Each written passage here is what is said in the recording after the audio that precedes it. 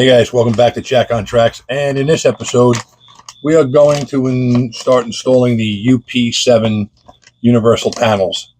This is a test piece. Why is this a test piece? Because I've never done this before. I have never installed one of these. I opened this one up and I took it out of the case. I'm going to give you one word of advice. Before you put this together permanently and screw this in, take these screws, run them in and out a couple of times slowly, because this one snapped off, but thankfully it snapped off with that locked in place. All right, so basically what we're going to do is I got some wide painter's tape. This stuff is pretty awesome to keep in stock in your house. On the workbench, you want to keep just, I keep different sizes. This is the 3M stuff. This is the stuff. The Scotch stuff, good for painting your house, not for painting models, not for doing any type of work on layout. It doesn't stick well to wood, unpainted wood. So this piece is going to be a wee bit long.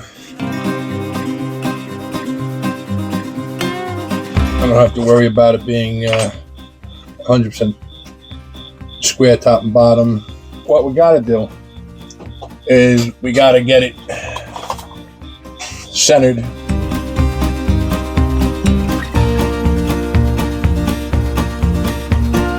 $18 and 5 1/4. So since I don't have a math head, we'll figure this out.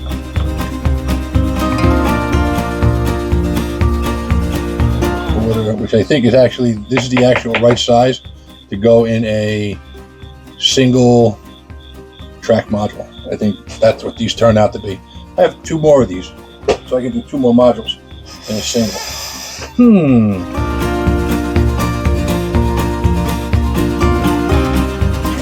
I'm having brain farts today.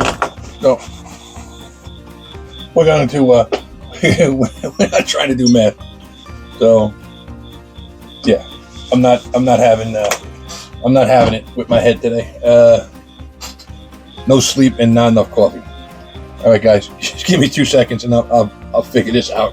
All right. So I don't know why I was bothering with that, but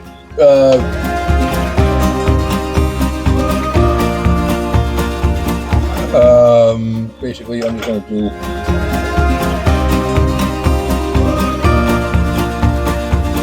11 and a half. All right, that's an old trick.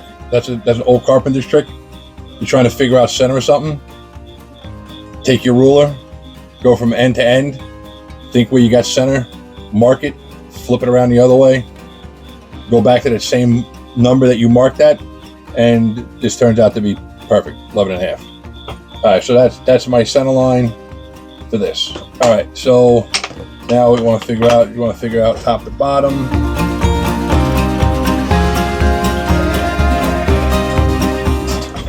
Mind you, none of this is like really scientific. All right, this is just basically me just throwing this on here and just basically figuring this out.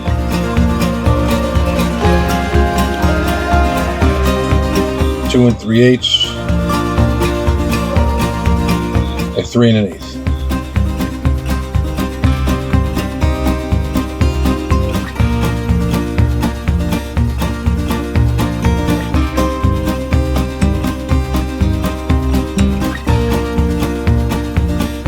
All right, so that's about as close as I'm going to get.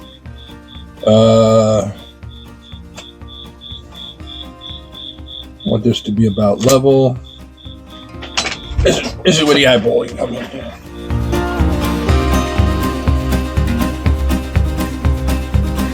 Hopefully you can see this better than the pencil, because with the amount of light I have in here, it kind of, you wouldn't think it, but it washes it out. All right, so that's better. You can see it. All right, so that's basically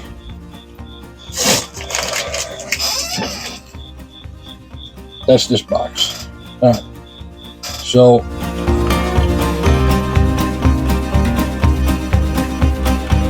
now mind you, this is all rough out here because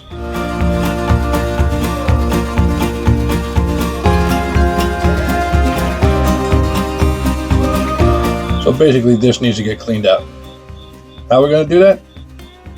I have a Bosch, what are they called? Not rotary tool. I guess rotary tool. So I'm going to plunge cut this. A little sloppy, but the opening is going to be the opening. And that's all that really matters, because this is going to sit on the face. And I'm thinking about going a little extra and actually chiseling it in so this is fitting flush with the face of the module. So it's smooth across there. But that's if I have time. And if I don't, I can always come back to it later. I got to do 6 of these. And I'm just trying to find out from the guys at Fremo if I should do the ones in my middle module, if I should do one of these as an IR on the opposite ends of that module. Did that benefit the group, having IR receptors? So if they say yes, then I'll go back in, and when I do the middle module, I'll put the IR in the middle. I'll take one of these out in each end and put an IR opposite sides. So we have that, and then the middle ones will just be 2. Let me go and break out the tools, and then we'll plunge cut these. All right, guys. I don't know why I said Bosch. It's actually a Dremel tool. So basically, you guys don't know what this is. It's a cutting tool. These came from Europe years ago. They used these for a while in Europe, and they love it. And you just basically plunge cut with these things, and they work really well. Last time I used this, I was doing grout. So we're going to change this blade. Now, this thing is loud, and it can be messy. So I'm just going to basically show you one cut, how it works, and then I'm probably going to turn off the recording and go do the rest in a cleaner area. I actually can't do this on my workbench right now because I have a module on the workbench where I can't set up the camera to video. So that's that. So basically what you're going to do, one, hope that's not on. I plug it in.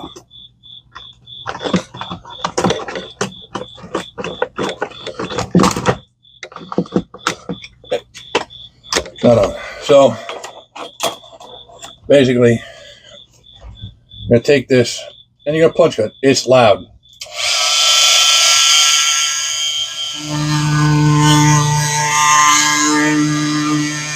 I like to draw the line. Trying to cut straight down like that doesn't really work that well.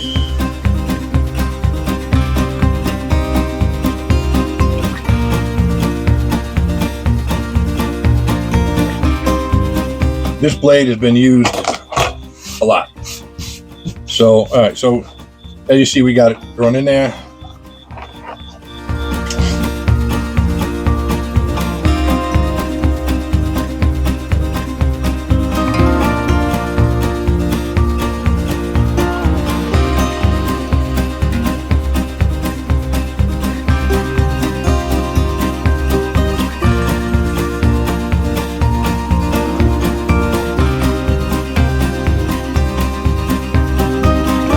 That's basically one cut.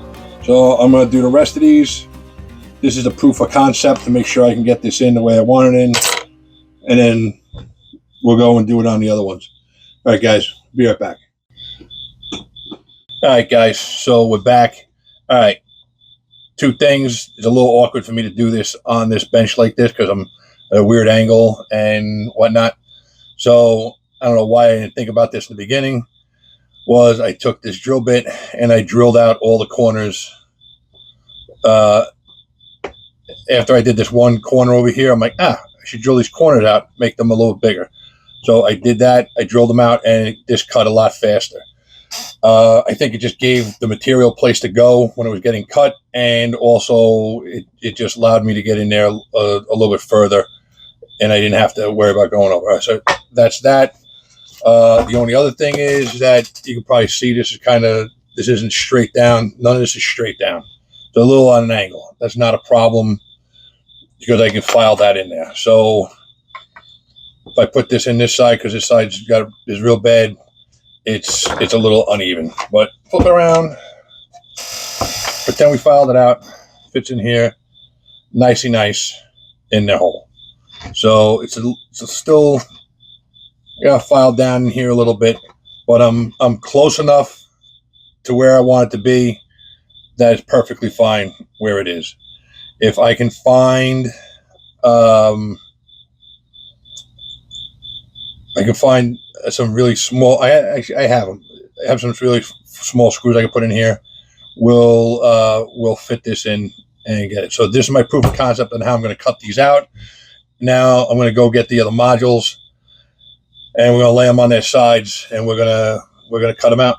We're going to measure them out and cut them out. All right, guys. So that's next. We got to wire these in too. That'll be probably in the next video.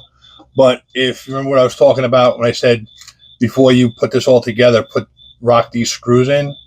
All right. So basically, you're cutting into plastic, and this isn't a machine screw, so it's kind of coarse. So when you go in, just go back in. You'll get a little resistance. Go quarter turn, quarter turn, quarter turn.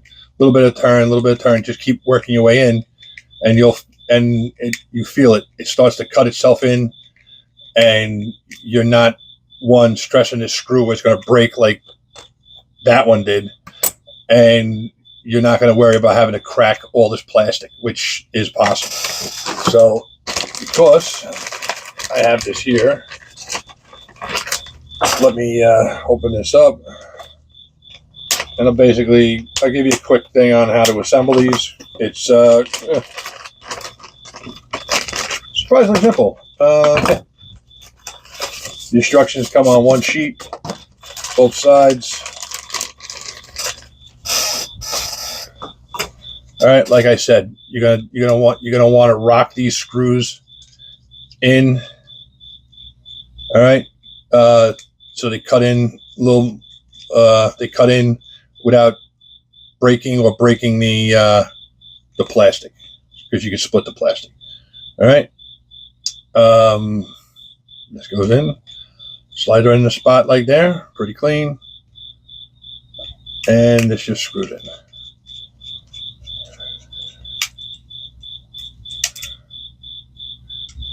And that's basically it. Wiring, I'm going to have to, I don't know. I'm not, like I said, I'm not a wiring guy, so I'm really not too familiar with what I got to do to wire this. And these things pop in a little bit more than I thought. Yeah, it didn't feel like I thought it was popped in before, but apparently it didn't pop in. Now it's popped in all the way.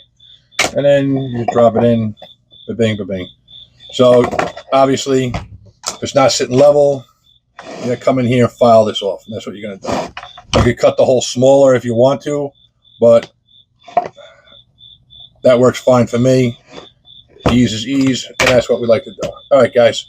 So I'm going to go get some lunch, and then we'll come back and we'll set up on the modules, and we'll start putting these in. And like I said, I got to talk to somebody about wiring, because the wiring is not my strong suit, really. And kind of want to make sure I get it right. All right, guys. Be right back.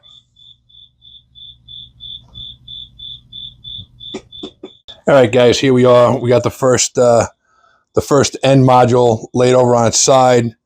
I taped it up and I marked the middle off camera. I just started going and I'm like, oh, maybe I should hit record. So here we are, and we'll start moving forward on this. All right, so once again, it's 2 3/8.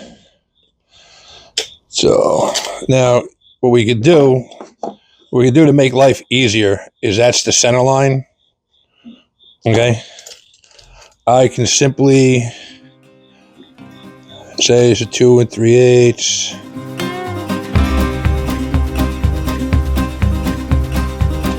So I can just set this 2 inches from the bottom. So that's what we're gonna do. I'm gonna mark these things. Not gonna be dead center. As long as it's even on both sides, that's all that really matters. Right? Or we could just do this.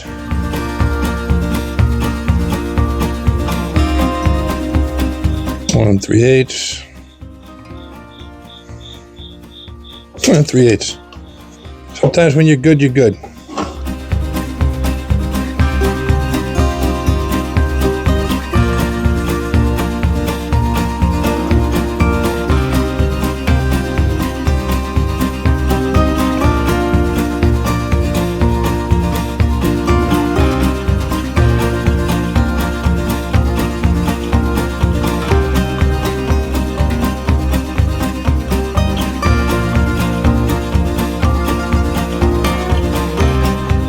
All right, guys, so we got it drawn out. I darkened out what I have to cut out, and I'm gonna put you guys in a hyperlapse because you're not gonna want to watch this. I'm gonna do one of these in hyperlapse, come back, we'll fit it in the way it's supposed to be fitted, and then I'll just do the rest off camera because you're not gonna wanna watch this.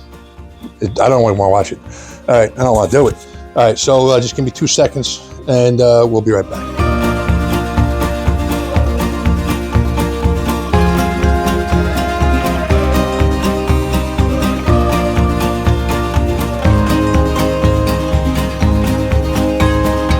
All right, guys. So that's how we got this in here. So that's in there. I did got a little scratches in here. Not a problem. This whole edge is scratched up, and I got some scratches along the way. I knew that was coming, so we're gonna come back in here at the end, and I'm just gonna touch all this up, catch these edges up.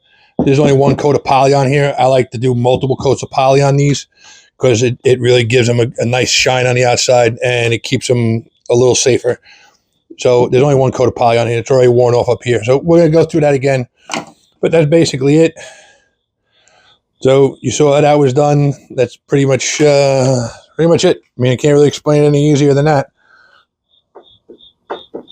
So, yeah, guys. Thanks for watching Jack on Tracks. Like and subscribe. There's 3 more builds going along pretty good, so we'll hopefully. I signed up to be at Amherst. I'm gonna have if I get up there, I'm gonna have both the end modules. Will definitely be there. I'm not sure about the center section yet. I'm still working out some stuff. Hey guys, thanks for watching Jack on Tracks. Like and subscribe, and hit that notification button. I appreciate it. We're basically done. So I'm gonna finish up these 4 off camera, and we'll go from there. Next video will be me wiring these in. All right, guys, catch you later.